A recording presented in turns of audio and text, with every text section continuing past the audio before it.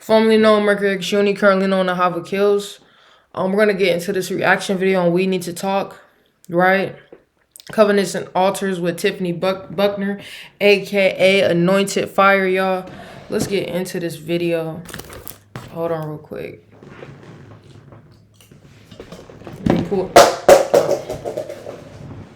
Let me pull y'all a little bit closer to moi, okay?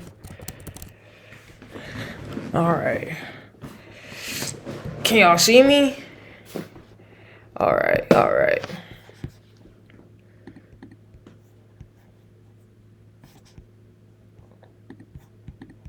Can't live without you. They can think I want to be with this person. But if you ever fully surrender, they're going to start to disconnect because your love is not enough. They're not chasing you. They're chasing what they think is the love that you have that you can give. Because like mama held their love over her head, held her love over their head, they think that you have a love that you're withholding from them. And so they'll keep on holding on. They'll keep chasing. They'll keep on going. But if you ever get a rejected person and make them feel super duper safe, only God can heal them. Only God can heal them. It's only through Matthew 6:33, seek ye first the kingdom of God and his righteousness, and all these things to be added to you. That's the only way that it's cured. But when you look for it in a person, the person doesn't have the capacity. So when you put that type of expectation on a person, that person over the course of time is going to get weary because they don't have that. And so you got all this great expectation, all this great hope. In other words, you make them into an idol. Over the course of time, because of that system, that person is going to reject you. Over the course of time, that person is going to start pulling back. And when that person pulls back, that's when the spirit of rejection confirms itself again. That's just like, I hate to say this, but it's like you're going to bed with a demon and that's his climax all over again. It takes you right back. So they're in that system and they keep going to somebody that's rejected and they're thinking, if I cook for you, if I clean for you, if I'm faithful to you, if I'm doing this for you and I'm doing that for you, then you're going to love me and you're going to stick around. No, they're going to wear that person out. They're going to wear that person out to the point where that person, because they deal with rejection, is going to leave. And then at the same time, whenever you're dealing with rejection, you can't accept a person for who they are because you're looking for God in there. Oh. You can't accept them because you're in love with the imagination. That's why I say people fall in love with their imagination of a person but divorce their reality. So you're in love with the figment of your imagination and you'll constantly keep trying to bring that out of that person. And that's going to cause that other person to feel rejected because I'm not good enough for you. My gosh. I'm not good enough. Every time I look up, you're comparing me to this person. Every time I look up, you're talking about what this person got. You're talking about you just watched this and this man say he do that for his wife. This man, and so that man is sitting in his house dealing with in-house rejection, which is going to cause him, because he deals with rejection, to go out there and find a woman who looks like she's accepting him. Wow. And he destroys that relationship trying to pursue that one, and the system continues. It's just one big orgy. Everybody just keeps running in circles. Ma'am, I don't know how the Lord revealed a lot of this, but it makes complete and total sense. And it's a cycle. It's a cycle that perpetuates itself.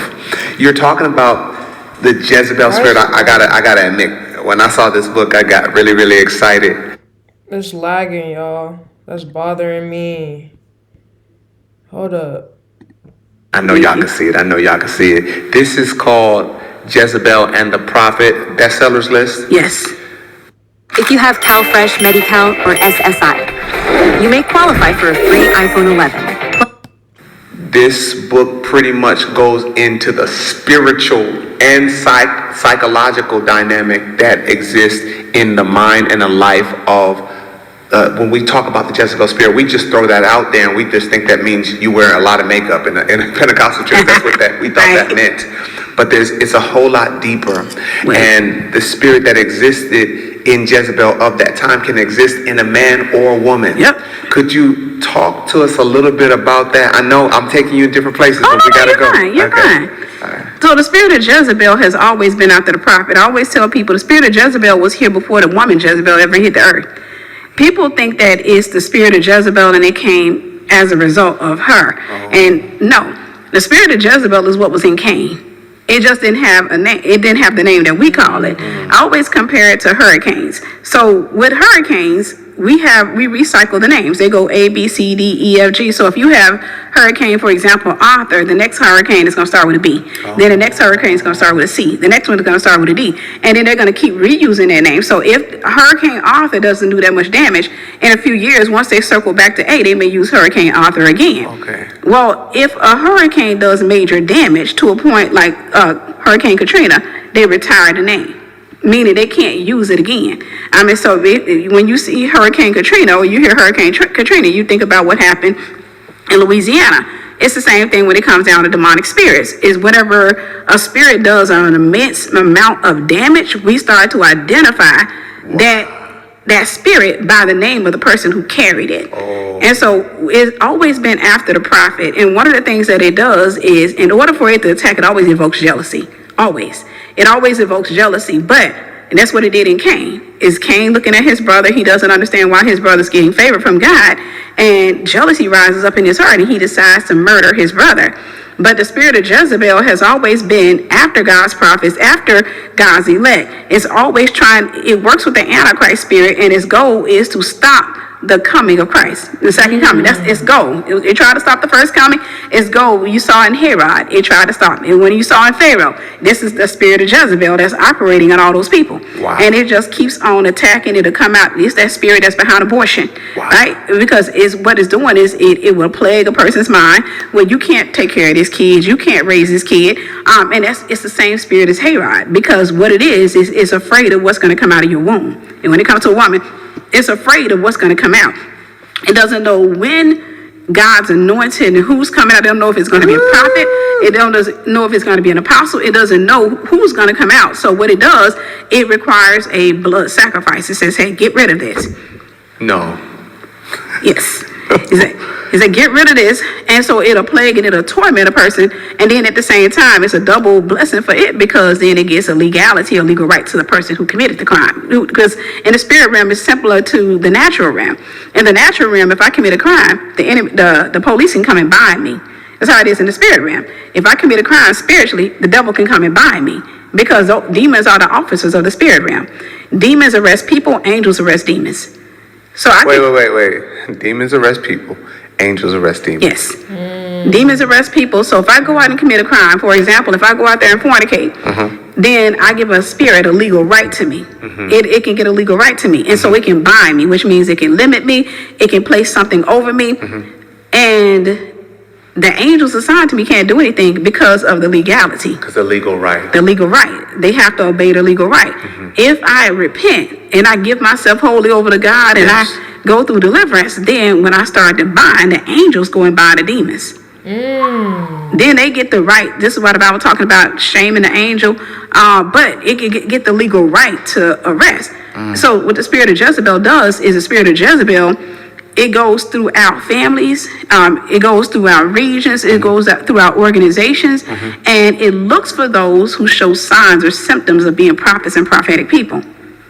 So it's after the prophet. It's after the prophet. It's going to come after anybody in the fivefold. It's going to come after anybody who's anointed, anybody who's highly prophetic. Jesus. But it's mainly going to come those who are truly prophets or people, that chosen. It's going to come after them. And it catches them. One, it starts off in their youth. It could be their parents that are broken and bound. Many prophets were raised in broken homes. Many prophets were raised by raised in the system that they were set to destroy. Moses. Right. They are raised in a system that they're called to destroy. So Moses at some point had to stop relying on on the Egyptian system. Wow. And he had to pull himself out of it. Wow. Well, that's what Jezebel does. Sometimes a lot of people are raised in the system with that, and when they get up, because it's a familiar spirit, they feel comfortable. So anytime they see somebody else that has a Jezebel spirit, they feel comfortable with that person. This is what they say, I got a type. I got a type. Your type is nothing but a familiar spirit. Yeah. It's what you're comfortable with. This is why when you have a type, you can sit there and say, I don't know why I feel comfortable with you. Right. I don't know. I know I've known you for 3 days, but I feel like I've known you forever. Oh, Lord have mercy. I tell people you're more discerning than you know. Ooh. You're more discerning than you know. You are identifying a spirit. You are identifying a familiar spirit, which is why you feel comfortable with it. And this is how you have people who are in the custody of Jezebel. They constantly keep saying, why do I... How many people have you met that you just feel this unexplainable comfort around when you guys have a conversation? She's about to get into it. Finding myself with a narcissist because, and I hate to say it. Say it. Because you are narcissistic. Wait. That's No, facts. you're gonna offend somebody with that one. Yeah, I got to. You can never get the truth into somebody's house until you break their heart. You got to break their heart to get the truth in many cases. You got to break the old one to get the new one in. Ooh. Narcissistic means self-centered. It means self-worship. It means to exalt yourself above God, to exalt your feelings and your plans above God. My gosh. Every human being on the face of this planet is narcissistic. It's our sin nature. Makes us selfish. But on the spectrum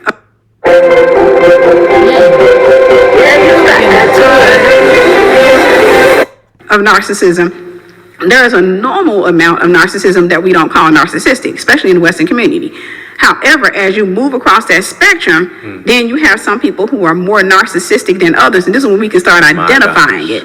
And so the more, if God told us, seek ye first the kingdom of God, when you don't do that, when you go the another way, there's something that's going to be on that route that you're going to run into, which is going to be that spirit. Wow. Because in that, what that spirit does, and I've said this before, what that spirit does is it will worship you. So when you get in contact with a narcissist, they're known to love bomb. That's worshiping. They're worshiping you. And so what it is because the soul cannot handle worship. Your soul can't handle, the worship belongs to God.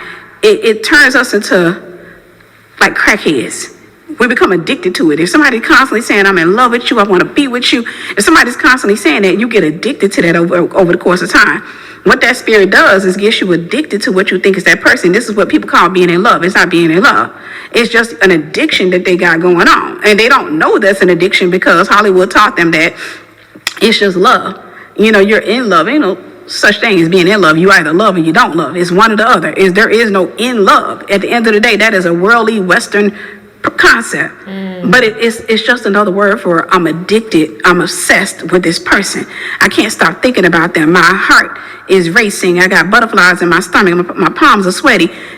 What they're really describing is torment. Beautiful torment. And so what ends up happening is they create an addiction to this person, and that person is worshiping them. And then once that they're done, that spirit then says, now worship me. This is why if you get with a narcissist, they will worship you for a while, get you addicted, get you to the point where you think you're in love and you can't live without them, and then they'll start complaining and pulling away. Because what that spirit is now saying is, it's your turn. Ooh. It's your turn. What you gonna do for me? And so now you have this person that's chasing after that spirit, and they're chasing after that person. And I always say that to me, it looks like a demon dangling that person over them. And then they just keep chasing it and chasing it and chasing it. But in reality, you can't catch that because the enemy, he's not trying to get you into a happy home. He's not trying to get you happy and married with kids. Everybody says Satan is recyclable. He wants to put you back out on the market. He's not trying to put you in a relationship and have it long. No, it's like, why would I take you out the game? Why would I, if you're one of my best players, Oh my God. why would I take you out the game? I'm not taking you out the game. Chill. What? No, I'm not taking you out the game. I'm gonna sit here. I'm gonna let you get into this relationship. Let y'all have 3-4 good years, a couple of kids, and then My best players is very hurtful. That's crazy. He's the best players. He loves, especially in your youth when you're young and snatched and everything. Oh yeah, he loves that. That is the greatest offering you can give to God. He loves to take you in your youth because at that time you're recyclable. He can put you in this relationship, get you in this hope, get you in this delusion, and then while you're addicted to that person, he can break your heart. He can break you. He can have that person hurt you, traumatize you throughout the relationship, which takes you down a notch. It takes you down. So it takes you, it causes insecurity. It takes down your self-esteem. That means leveling you to go down, which means that the person that you were, you're no longer that person. Now you're looking for a Band-Aid. And that's what we do. We have a tendency to use humans as Band-Aids. So you'll find somebody else and tell, this man did this to me, he did that to me, he was doing this, and the guy's gonna look at you and say, that's because he was a man. I mean, that's because he was a boy, I'm a man. Then you get all excited about him, not realizing you just ran into the arms of that same spirit. That's how Jezebel is. That is a system. It's just designed, it's rotation. She's speaking It's just facts. puff give. That's it. Just you go here, you get to spend 2 years with him. After that, what the enemy does is, whenever he's tired of it, he just closes the door on it. He got the legal right to it. I'm sure someone's asking this right now, and Yeah, we gonna cut it right there. You know what I'm saying? Formerly known Mercury X Unity, currently known as Hava Kills. What's y'all take on it? Relationships and everything like that. You know, when you were such a good person or this confident person that you meet, you get into a relationship and then it doesn't go the way you plan for it. Your value starts to change within yourself. You're like, I'm not the same person I was, and I can't get it back. You know what I'm saying? And some people, they go rebuild some new confidence, or some people, they go through the same cycles. So this is the spiritual side of it, y'all. Stay protected, believe in God, trust God, pray, and just stay safe out there, man. There's always a strategy against your life. There's always something that's going to come and try to break you down. So stay focused. Formerly known Mercury X Unity, currently known as Hava Kills. Music on all platforms. Music coming soon. Thank y'all for watching.